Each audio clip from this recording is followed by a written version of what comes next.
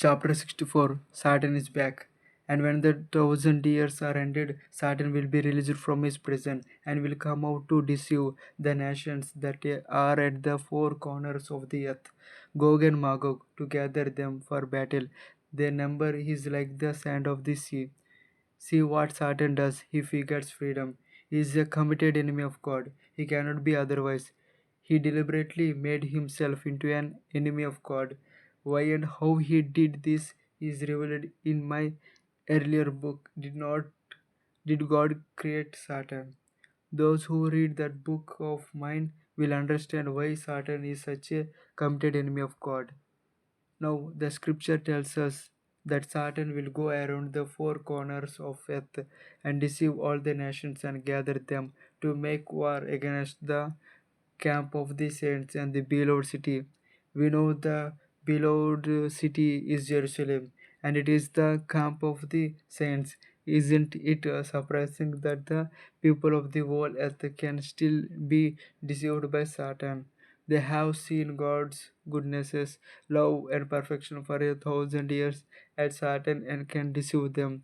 A person who doesn't have the life of Christ in him is always prone to be deceived by Satan. This is the ultimate proof of what God has said in Isaiah 26 chapter 10th verse. How is Satan going to deceive the whole of mankind after they lived in the land of uprightness for 1,000 years? Satan is full of hatred towards God. Hatred always can find arguments against its target.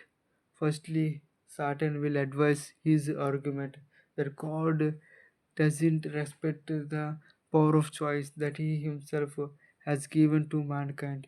God gave humans the free will to choose anything or reject anything, but in the 1,000 year realm, he removed all enjoyment and entertainment by force. No alcohol and no drugs in the 1,000 year realm.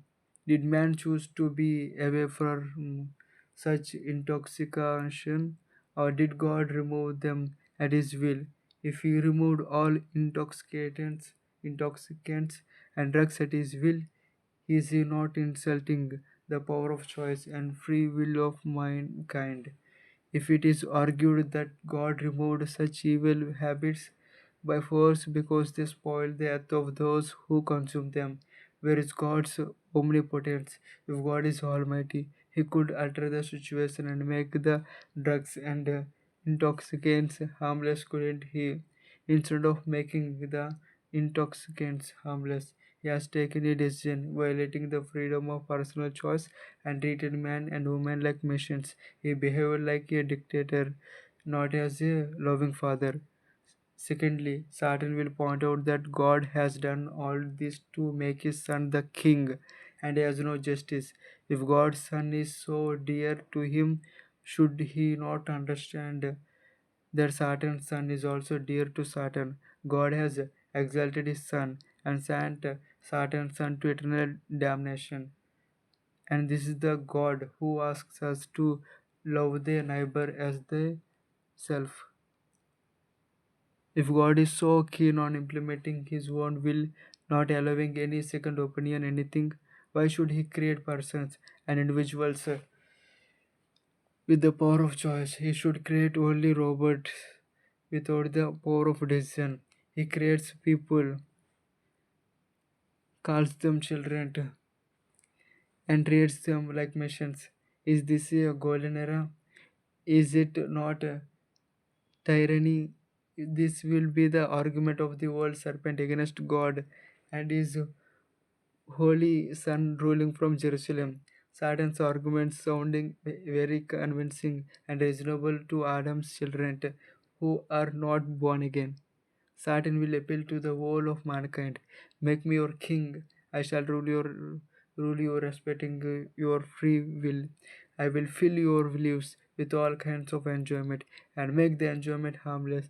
Let us unanimously expel this dictator from this planet. Let us erect the city, Jerusalem, from where this dictator is running your lives. Surprisingly, the whole of mankind will be convinced that they will be happier if Saturn rules them. They will be frustrated that their will and choice were not respected and somebody else wish and will be were superimposed on their minds. They will think they have been living in slavery for 1,000 years. The whole of mankind will unite under the leadership of the evil genius called Satan, the old serpent. They will go to attack Jerusalem from where King Jesus is ruling. What do you think God will do? There will be no war, no second Armageddon. Simply fire will come down from heaven, burn the world rebellious mankind into ashes. Fire came down from heaven and consumed them. That is the end of the golden era we call the millennium. The millennium has served its purpose. It has proven that the weak do not learn righteousness even if there are shown grace and kindness. It has proven that the weak, that is unsaved and unregenerate people, will go on doing evil and they will not regret the mercy of the Lord. People living people live seeing God face to face and enjoying his righteousness rule, peace, harmony and prosperity and finally revolt against God and become ashes. This is what would happen if God would save and receive everyone to heaven unconditionally. The millennium shall prove that God's plan of salvation, executed for the previous 6,000 years, was perfect and flawless. The final doom of Satan. God has given Satan enough chances to prove the justice and reasonability of his arguments against God. All the arguments of Satan advanced against God were proven to be unjustifiable, unreasonable, and damaging to the whole of creation. All the while he was pleading for more chances to prove that his policies would bring greater blessedness to the universe than God's dictatorial policies. God has proven that the perfect love and perfect wisdom deserve to be a dictator because it alone can bring the highest blessedness to the universe. God is the personification of perfect love and perfect wisdom. The whole universe understands that Satan's argument or anyone's arguments against God can never be justified no matter how convincing they look on the surface by bringing all the intelligent beings of the universe to this conclusion. God has achieved his goal. Now God is done with Satan. Satan need not be given chances anymore. Now he has to go to his rightful place. His place is in the lake of fire.